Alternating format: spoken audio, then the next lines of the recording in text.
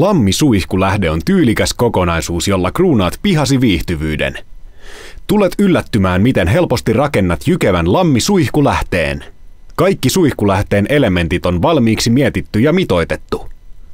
Lammisuihkulähteen pintakiviksi voit valita joko harmaan käsin hakatun graniitin tai poltetun tumman basaltin. Aloita työ tekemällä normaalit maantasoitustyöt.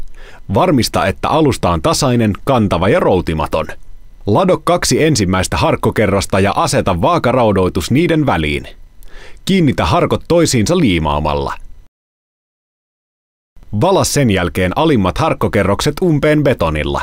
Muista tarvittava läpivienti sähköjohdolle. Kovalla liikkumattomalla alustalla ja sisätiloihin asennettaessa valua ei tarvita.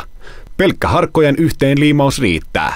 Betonivalun kovettumisen jälkeen lado ja liimaa loput harkkokerrokset haluamaasi korkeuteen asti. Kiinnitä valitsemasi pintakivet liimaamalla.